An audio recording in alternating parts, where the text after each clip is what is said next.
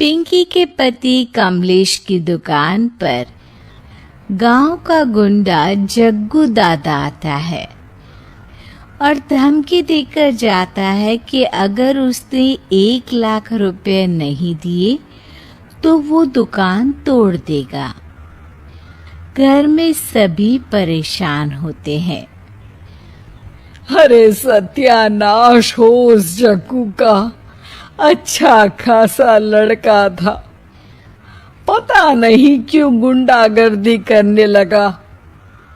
किसी की भी जमीन हड़प लेता है और अब हमारी दुकान के पीछे पड़ा है नास पीटा। मेरे तो कुछ भी समझ में नहीं आ रहा कि मैं क्या करूं। अरे बेटा, मैं तो कह रही हूं कि 1 लाख रुपए दे दो और छुट्टी पाओ इस जग्गू दादा से। नहीं माँ, मेहनत की कमाई है, ऐसे कैसे दे दूं? मैं तो 1 रुपया भी नहीं देने वाला उसे। अरे पैसा तो दोबारा भी कमा लेंगे, पर जान है तो जहान है। नहीं पिताजी, मैं नहीं दूंगा पैसे, मैंने फैसला कर लिया है। पिंकी कमरे में आकर सोचने लगती है, मेरे पति के ऊपर ये कैसी मुसीबत आ गई है। हे भगवान, क्या करूं मैं? तभी उसे जादुई पत्थर से आवाज सुनाई देती है। दन दना दन दन दन दन, जो चाहे वो तू बन। अरे हाँ, मैं भी कितनी भुलक्कड़ हूँ। मेरे पास तो जादुई पत्थर है, पर मैं क्या करूँ? जग्गू दादा तो बहुत बड़ा गुंडा है, उसका सामना मैं कैसे कर पाऊंगी? पर मुझे ये करना ही होगा।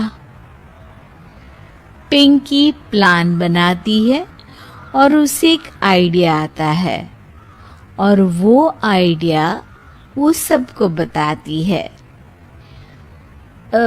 सुनिए, मेरे पास एक प्लान है। आप जग्गू दादा को पैसे देकर उन्हें घर पर खाने पर बुलाइए।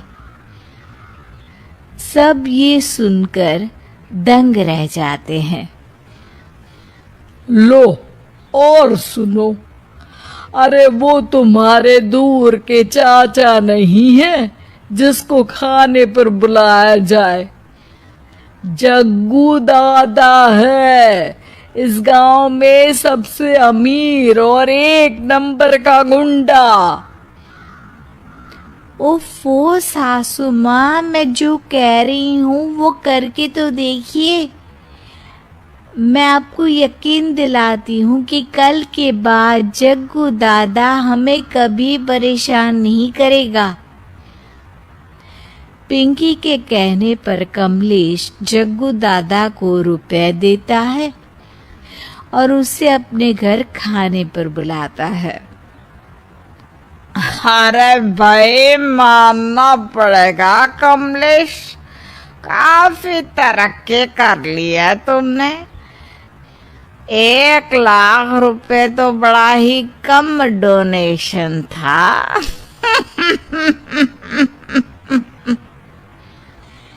जग्गू दादा सोफे पर बैठता है और सबसे मिलने लगता है।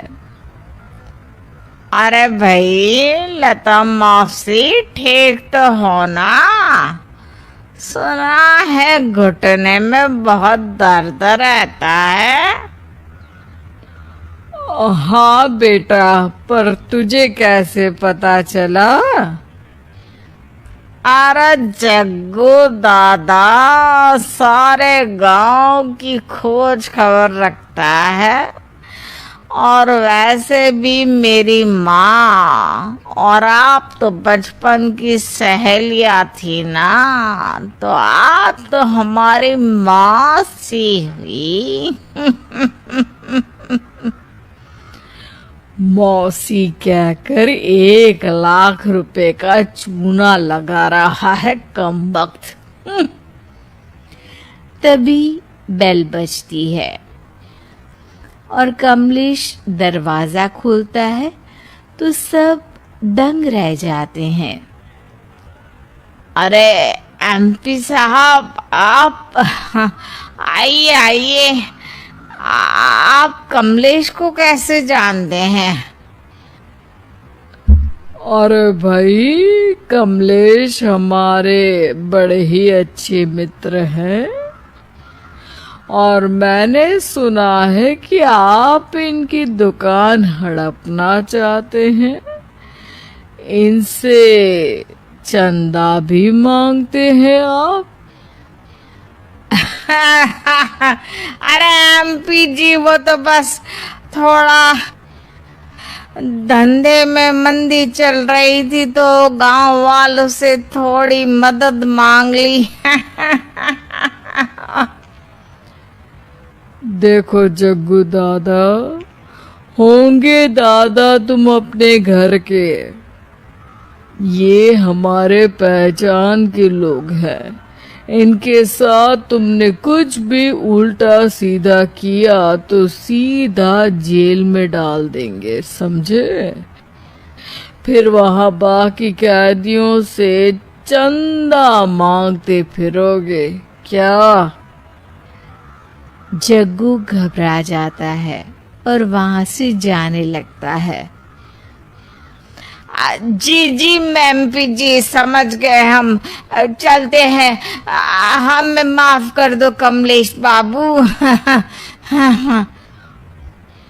अरे बेटा, खाना तो खा लेता। अरे जग्गू। जग्गू दादा को भागता देख एमपी के रूप में बदली पिंकी हंसने लगती है और सब एमपी के पास आते हैं और उनका धन्यवाद करते हैं। आपको कैसे पता चला एमपी साहब कि जग्गू हमें परेशान कर रहा था? आपकी बहू पिंकी है ना, बड़ी ही समझदार है। वो मेरे ऑफिस आई और मुझसे मदद मांगी। क्या पिंकी ने ये सब किया? पिंकी अपने रूप में वापस आ रही होती है। अच्छा, मैं चलता हूँ, मेरा मतलब है। अरे ऐसे कैसे, आप बिना खाना खाए नहीं जा सकते। आइए आइए। नहीं, फिर कभी मुझे जाने दीजिए। पिंकी भागती है। अरे इन्हें किस बात की जल्दी थी? लगता है कोई इम्पोर्टेंट मीटिंग होगी माँ। हाँ भाई, बड़े लोग हैं, दिन में कुछ ना कुछ चलता ही रहता है। लेकिन भगवान का शुक्र है कि आज बहू की वजह से सब सही हो गया। पर बहू है कहाँ? पिंकी घर से दूर भागते भागते अपने रूप में वापस आ जाती है। उफ, बाल बाल बच गई आज तो।